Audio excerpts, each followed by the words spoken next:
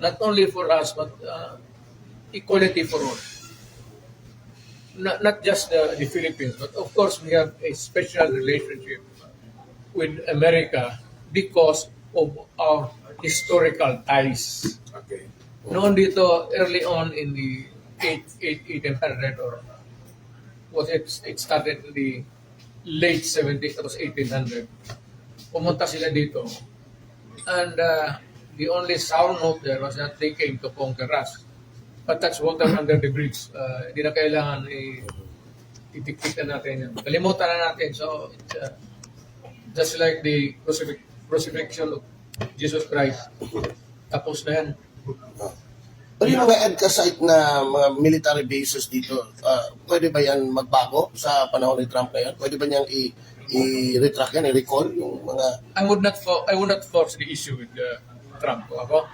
Because ako na. Sabihin mo lang, of course, there's a lessening of hatred around the world. I hope that the time will come na hindi na kailangan natin to side with China, to side with the Western world, to side with the communist bloc. Because as nakikita ko, as we progress into the future, and for the sake of our children, mawala na sana yung alitan ng ito. I really hope, not only hope, I pray, na the next generation, pati yung mga apo natin, would live a very extraordinary peaceful existence in this planet. Mr. President, parang galit yata ang Quadcom na hindi mo daw sinipot ang hearing. Hinihitan ka ba nila sa hearing? Bakit sila kalitan doon man ako? Sa Quadcom, sa Congress. Congressman Quadcom. Sa Quadcom. Not sa Senate. House of the Representative. Hindi sa Senate. Mga congressman ang congressman. Kasi inibitahan ka daw, pero Atty. Del Gra. Galit sila? Galit sila kasi hindi ka daw sinipot. Hindi ka daw sumipot. Sinong galit sa akin? Yung nagsabi si Abante, saka yung si Dan Fernandez, at saka si Pain ko sila sabihin mo. Tangina. Pera nila. Wala na akong pera. At pamasaya ako doon. I am living on my retirement pay. I never, kayo taga Davao kayo, lakin kayo, kababata kayo dito. Wala akong extra money na sa bangko na lahat sweldo ko yan, pati yung retirement ko. Sila pa ang galit ngayon. Buang. At sinabi pang ipapunting ka daw. Sige daw. Paduano nagsabi kanina lang. Sino? Paduano. Yung Congressman Paduano. Congressman Paduano. Kasi Sino yung unggoy na yan? yung taga sa akin. Kasi yung actor na Yung nagpakulong sa lahat ng mga resource person, yun yung nag-contempt sa lahat. You don't scare me a bit. Galing na ako pagka-presidente, huwag nila akong ganunin. Galing na ako sa Congress. Mayor ako, congressman ako, presidente na ako. Do not give me that shit. Yan, Totoo bang may impartiality na kita mo ngayon, Mayor? wala man siguro. At alam mo, actually, wala, in fairness to the idiots, wala akong notice na pupunta ako ngayon. Sabihin mo nga sa hindot na yan, Pero si Attorney Del Gra Mayor nagbigay ng parang reply. wala akong notice. Summon or sana nagbigay. So what was his reply?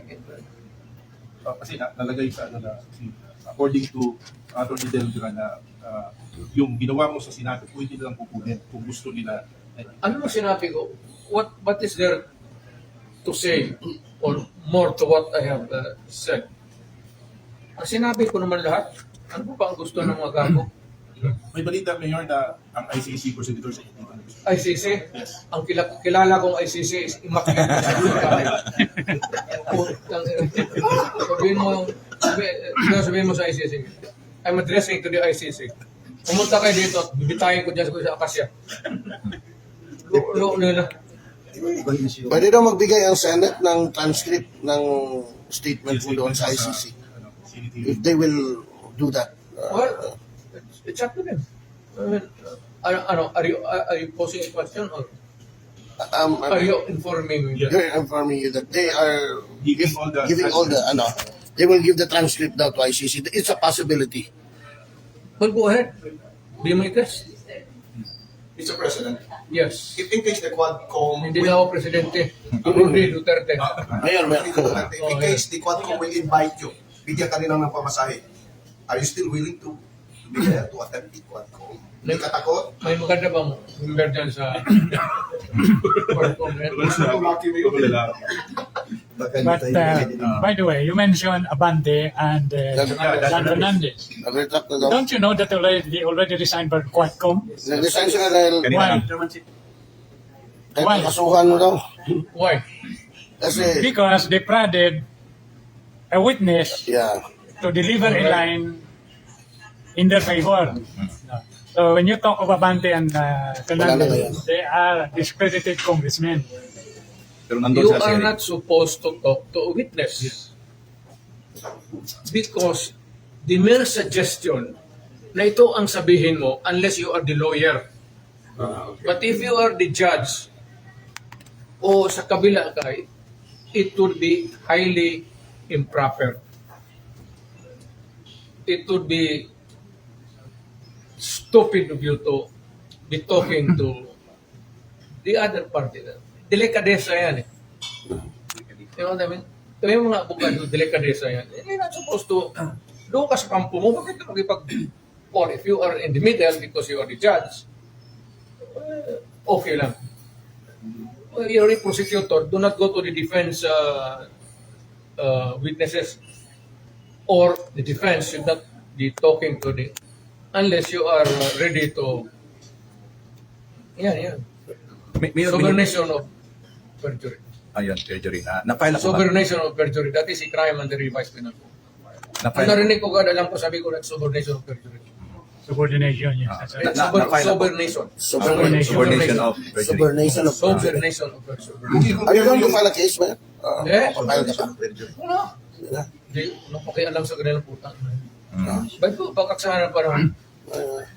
Mayor, ginawa nila kanina sa Quadcom, ginawa nila yung case doon sa Dumoy na, tawag man, Shabu Laboratory sa Sa Dumoy. laboratory sa Dumoy. Parang gusto na malaman talaga bakit namatay lahat yung mga Bakit Taiwanese. daw pinatay lahat? Eh, sinabi ko na warning ako. Lalo na sabi ko yung mga alien. Ngayon, kung pinag-uusapan nila yan, sabihin ko ulit sa kanila, ito na lang ipadala nga, ayaw mo nang punta ng Manila. Pagod ako magsakay ng aeroplano, Adre. Every time and to think that I was a pilot at one time in my life, I was flying helicopter. Magbaba ako sa lupa, Dali pong yung dahil sa jet lag. quality of matanda na ako.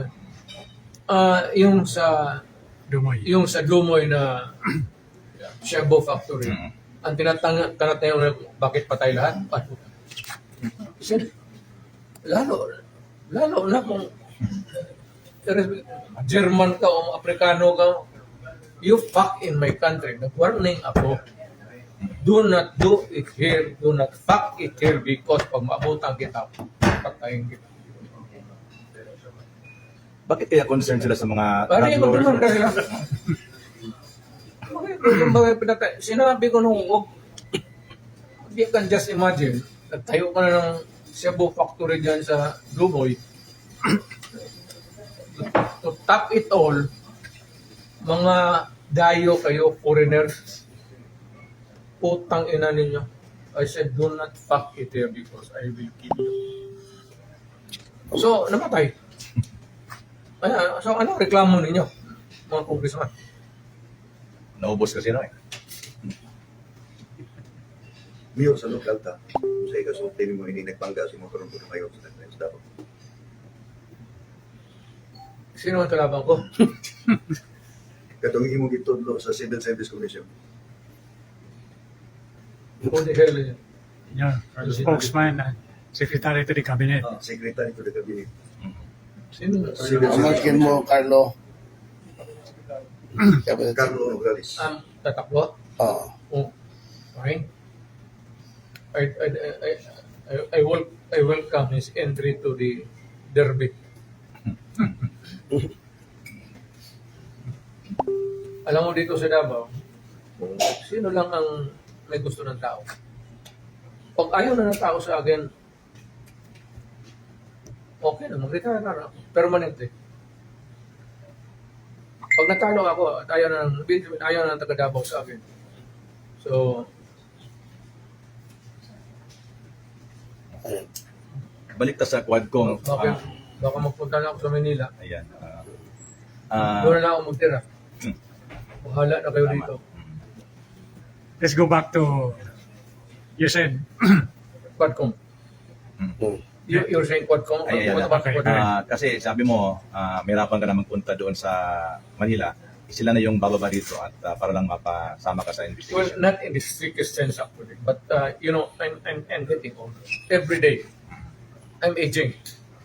Hindi na ako kasing yung stamina ko. At saka yung eroplano kasi, I said, I was once a pilot. Yung taas, kita mo yung mga piloto, pati yung mga flight stewardess, they age almost 5 or 7 years ahead of us.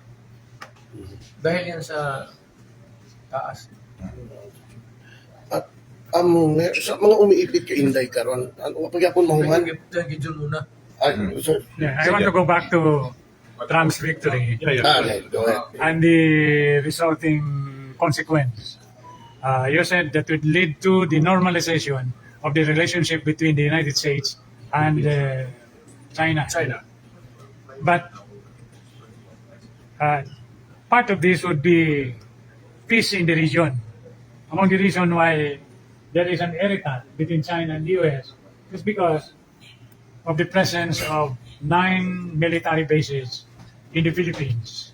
So how can now the US and China be at ease with each other when there are 9 military bases here facing China? Nandun pa yan sa Zambales, nandun yung mga, Missile. malayo pa kasi ang, but it would be good as any other time for the Philippines to ponder na it is not to the best of our interest as it was then, as it is now. Sabi na nung mga, sabi nila mga minister lifters, but they were not. They were just Filipino. Pati ako, why would I host a military base of a foreign country? Lalo na yung Amerika. Na pumunta sila dito 1800. They treated us like a vassal state and subjugated us to the rule for so many years. It's about time that maybe the next president or ito ngayon, if I may suggest, na tanggalin na yung bases. Actually, wala namang manalo dito. Even how far or how near you are to the shores of China or in the boundaries of America. Pag magkagera, wala naman talagang maiwan dito. Pag nabitawan niya ang ICBM ng Amerika pati China, well, of course, it would, hindi naman destruction. Latin America, malayo. But it would result in a barren earth. Mayor, ang putok yung nuclear warheads na yan, bombs, it would result in a barren Lalo ang si Donald Trump because of ayaw niya ng gera. And the previous, the Biden administration is doing that. Halos lahat ng mga bansa gusto niyang susuportan ng gera, like Ukraine, Israel, and of course in the Philippines right now. Alam mo Philippines and kasi, China. So ano mo dyan, Mayor? Kung if ever Trump will the next, parang ma-change ba ang policy in that? alam mo ito si Biden, politiko ito. And maybe really an ideologue of yung political thinking niya. Ito si Trump, negosyante. Gusto niya kaibigan tayo. Parang in-check to si Trump eh. Tayo kaibigan lang, walang away para tayo yaman lahat. Anak natin, ligaya, happy-happy lang sila hanggang kamatayan. Eh, itong mga alam mo kasi ganito. Dumaan man ako pagka-presidente. Pero kailangan yung military ilagay mo sa pwesto. Diyan ka lang. Military ka, diyan ka lang. Ako ang commander-in-chief mo. If you are not us, shut up. Ako ang masunod. Ako yung commander-in-chief mo. Because I was elected by the people as president. Na itong mga sa Amerika, kung makinig ka dyan sa mga general na because ang Amerika is really, pag tinitignan mo mabuti, ang Amerika is a militaristic country. Sheer power yan sa kanila eh. Militaristic talaga ang Amerika, bis kung nasaan, nandoon ang bases nila. What's the point? Eh yung Communist China, ang nilagay lang, pinakalagay lang nila dito, yung consul nila dito sa Davao. Pero hay ka Amerikano, maghahanap talaga ng gulo. Because nasa utak pa nila yung ngayon that they are a superpower. In the sense that they can destroy the world, yes. But if it is superpower that can promote peace throughout the world, America for China. Ang China na hindi naghingi pa sa isang boarding house dito para sa kanilang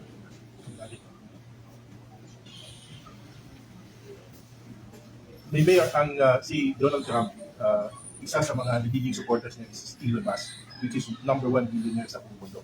And alam mo ba na si Elon Musk, mayor, nag-invest na ng Pilipinas? well, yan nga eh. Ito si Trump, pati ito si Elon Musk. Yes. Magkaintindihan yan sila. Kaya lang sa utak nila kung paano yayangan lahat.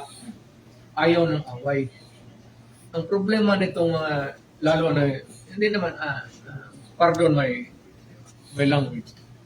Pero itong mga may tendency na military, police. Kung ganun ang utak mo, talagang walang mangyari sa buhay ng bayan mo. Dapat malaman mo talaga yung police pati military, diyan kayo. Huwag kayong gumalaw dyan hanggang hindi ko kayo tinatawagan.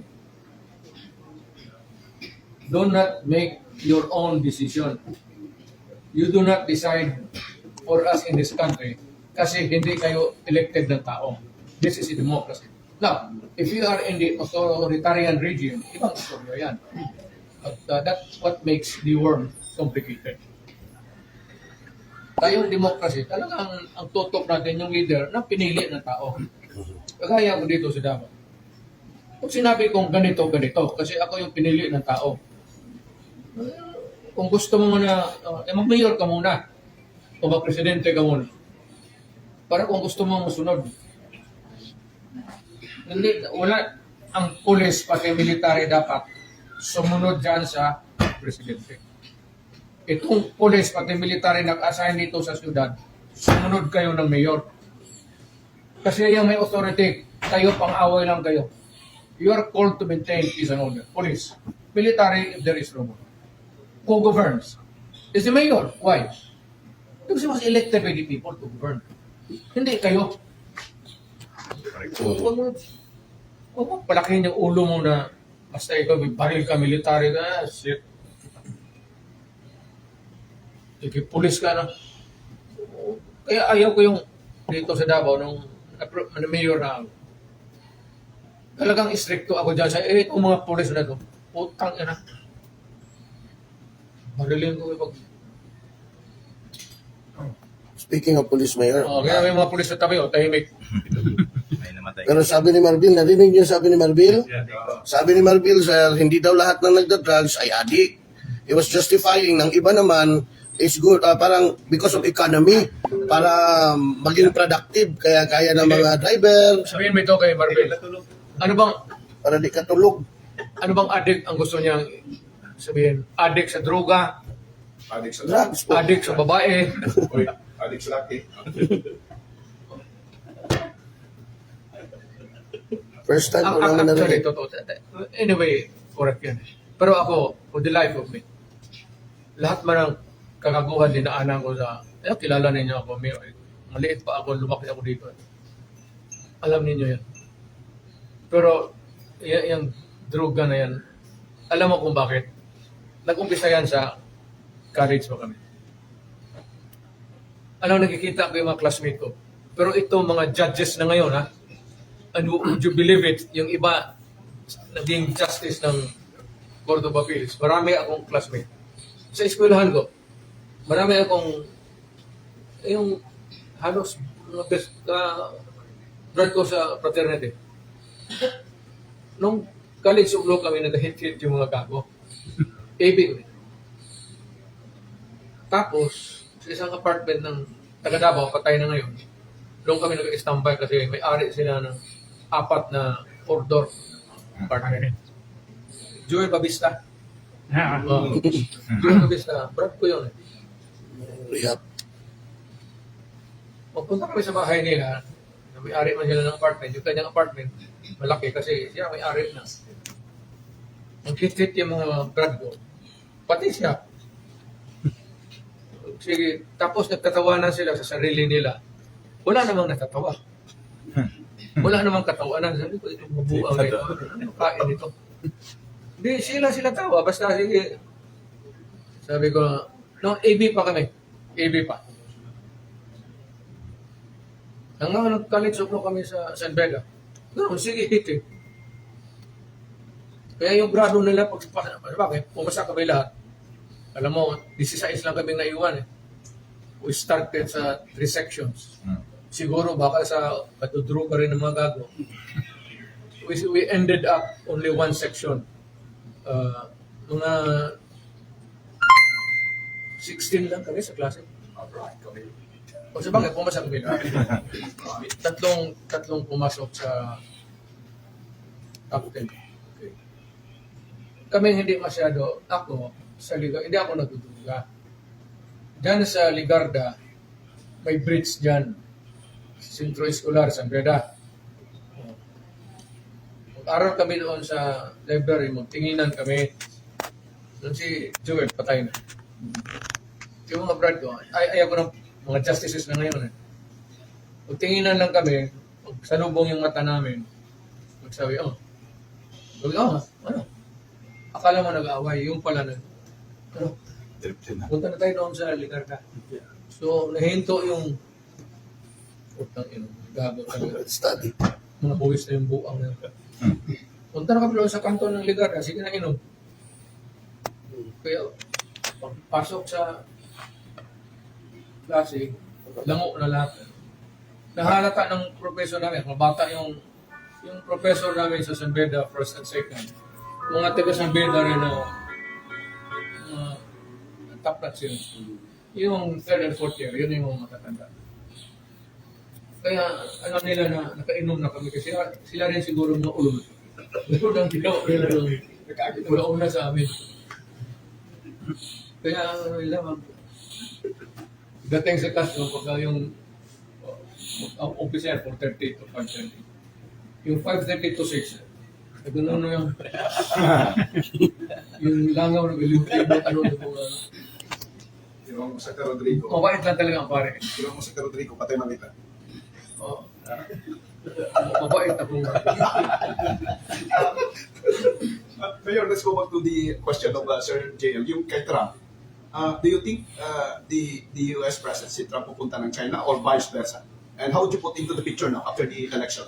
Maging maganda na ba ang relasyon ng China and you'll be happy with the Chinese president? Maging happy kaya si alam mo sabi ko hindi ideologue si Trump, negosyante.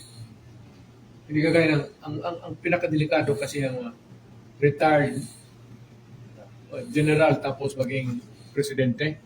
Kaya Eisenhower, gano'n. Delikado ang... Hindi ko man sinasabi na huwag tayo mag-elect dito ng... Meron ng mababait na military pero delikado talaga. Yung... I'm not trying to belittle there. Pero yung mindset nila, galing military academy, dito sa atin PMA, tapos assign, gira dito, gira doon. Walang masyadong, I don't know, pero sa lahat naman ng mga ex-military naging mga leaders natin, pero maswerte tayo. Because greatest influence kasi ng tao dito sa atin. Alam mo ano? Yung una, yung Diyos pati edukasyon. At karamihan sa atin, kami, ako, from Ateneo, na-expelled ako ng Ateneo. So, pumunta ako ng UM muna kasi yun ang pinagmalapit. In-expel pa rin ako ng principal. Kaya hinatid. Napunta ako ng Digos, doon ako sa Holy Cross of Digos, Brothers of the Sacred Heart. Pero baski na kaano, yung molding of character, malaki ang influensya ng reliyon. Sa atin talaga, may mga ano tayo. Kasi na kami mga leaders, gusto namin ng patayan, but you know, there is always a boundary. There is always a boundary of what is moral o immoral or right or wrong. Kagaya, strict ako, sabihin mo patayan. Marami talaga ako pinatay na kriminal. Pero hanggang dyan lang. Pero sabihin mo patay ako ng kriminal na babae, hindi ko kaya. Patay ako ng teenager na kriminal, hindi ko kaya. So pinapatay ko, yung matatanda, alam mo bakit? Naawa na ako sa kanila, support na gusto ko tiwasan na lang para to end their life. Mayor, ano ang aabangan ng mga taga-Davao sa muling pagbalik ni Rody Duterte? Pagbabalik. Wala na ako. Count me. I am retired. As mayor, As Mayor, ang pagbabalik, ano ang aabangan? Hindi na ako babalik. Wala na akong balik. Bigay ko na sa next generation. Kanila ng panahon to eh. Nila Pulong, nila Inday. Hindi na ako makialam sa panahon na ito. Hindi ko na panahon. It's no longer my time. Sabi nga noon, there is always a time, Ecclesiastes 3, a time for everything.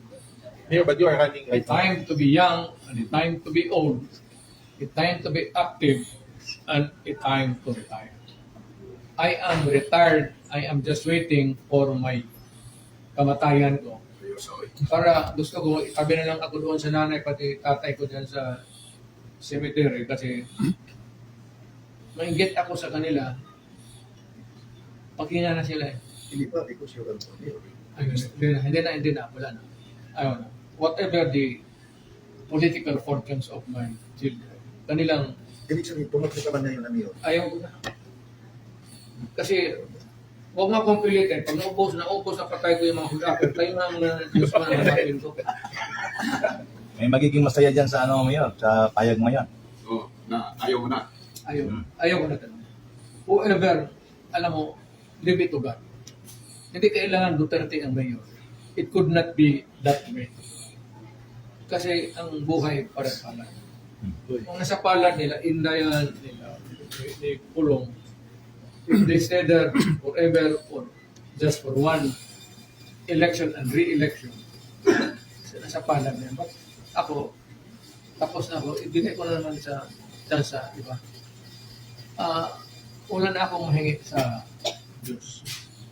We came here in 1950. Migrants lang kami dito. Talagang mahirap lang. Kasi alam mo bakit? Alam mo ang sikreto ng migrant story sa Davao? Ang in Mindanao. Kung mayaman ka sa Luzon at may coconut plantation ka sa Visayas o yung magpuprasan ka doon, you would not have ventured to a new frontier land called Mindanao.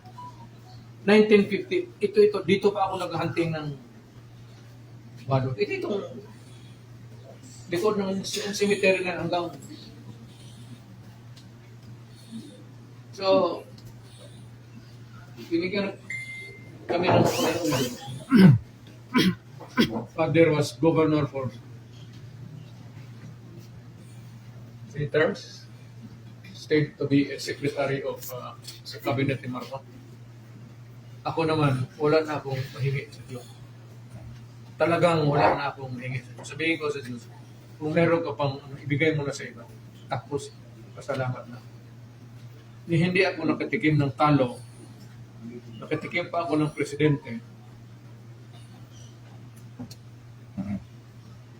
Nakatikim pa ako ng magagandang So, what will happen now sa yung candidacy, Mayor? Ako? Oo. Ayaw. Ibigay mo naman sa iba. Hindi kailangan Duterte yan. Bigyan mo na kasi. Ito bakit kandidato ka naman ngayon eh? Ha? Kandidato ka Hindi na pwede mapulihan, Mayor. Ayaw. May mali pa ano. Tatlo asawa. Tatlo ba? Kung kaligayahan mo kaya, ang ngayon naman kaligayahan, puro trabaho yan, kita. Kita ko na hanggang ngayon, no? Lain lang to, Mayor. Sige, naipit ug maayo si Inday karon to the point na mo ginapaitahan yung nagbigil para ma-impeach, no? O say, uga kay reminder o pahimangno sa mga congressman nga gapaningkamo ron og gaduot sa iyaha. O sa ibuhang reminder, ikaw kay lamang kaninday. Wala. Si Inday, pumasok ng politika. You have to navigate yourself in the sea of politics. Hindi ko maturuan si Inday. Pati si Inday, hindi ko pagsabihan. Hindi nakikinig sa akin yan. Yan ang anak ko na hindi nakikinig sa akin. Ayaw nga akong kausapin. So, ano na siya dyan? Kampi sa nanay niya. Ay, hindi naman sa pang ano, pero yung ano ni Inday is, mas makinig yung sa nanay. Hindi sa akin. Pero as a father, grabe na luwi kasi mong anak, parang galing mo si Inday. Oh, well, Was there a hindi, time na... hindi mo ba tanggal yan? Kasi a father is a father, always a father. Yeah. Hindi mo maalis yan. Mahal mo talaga ang anak mo, lalo na babae. Ganon that is how nature works. Maybe because vulnerable na babae sa away-away, delikado na panahon. Ganon talaga ang tapo ng buhay sa mga sentimento. Pero ako, kay Inday, she has to do it. You know? Kasi mas mabuti yung alam niyang gawin niya na nandito pa ako, buhay pa ako. Kasi wala akong gawin na mali kong gawin niya. Kung wala magsabi sa kanya, Day, medyo ka pumasok, medyo ano nga. Hindi ko pa napagsabihan yan, pero mas mabuti nandiyan ako. Inday, para sa akin, ito publicly ko, sabihin ko na sa inyo. I'm addressing myself to Inday. Kung si Inday nakikinig, salamat ka na lang sa Diyos na ang tatay mo naging presidente, ikaw naging vice-president. Bihirang-bihira yan ibigay sa isang pamilya. Bihirang-bihira yan sa ganun. Hindi lahat ng pamilya sa Pilipinas. Pasalamat na lang tayo. Now, as fast as you can get out of politics, maghanap buhay ka ng negosyo, basta mabuhay ka lang mapayapa, umalis ka na dyan sa politika. Huwag ka mag-ambisyon na dahil Vice President ka na. Kawawang Pilipinas. Ang problema lang, itong problema ng droga, itong criminality, kailangan talaga may, kung yan ang hanapin ninyo, mas talo na Inday lahat yung nakaupo dyan. Inday talaga, nag-utol na. Nalagada. Oo, Mas mayo pa sa mga. nauna pa. Make no Kasi questions. Inday, Kaya kailangan natin. maybe isa yung, kumbaga sa Bisaya pa, naliwat Liwat na. May giliwatan. yung ugali. Okay. Will you campaign for Pastor Kibuloy sa running for Senate? Oo. All throughout the, patakbo yan. Sa si Pastor. Last time, Senador. sabi niya, plano niya. Matagal kasi akong tulog. Aywan ko lang kung anong tingin ng tao, ha? Baka ganun. But Pastor is a reservoir ng maraming alam sa buhay. Ganun sa Pastor. That Pastor is a very keen observer sa buhay ng tao. Very bright. He would be an asset to the country. And I hope that when ngayon nag-announce na siya, I am announcing my full support. And I will campaign for him all throughout the country. Again, Mayor, including Franco Tito. In the body oro. In Davao de Oro. Si Franco Sino? Tito. Congressman. Tinalalayan mo na sino kalaban niya, baka kapatid ko. Sa mga Si Zamora. Si Maricar. And An-endorse mo na yan. Brillantes. Yung, yung mga tikos kay VP Inday. Marika sa mga. hindi ba rin politika man yan. So, mas, yung criticism sa politika, take it with the, parang ano lang yan. Para sa akin, ano lang yan. Laway lang yan. Laway mo. Lawery lang yan, lawery. Kaya kung ng tubig ba eh. Yan, yan. Kasi what? Wala naman, pulis naman i-address. Tubig. Ay,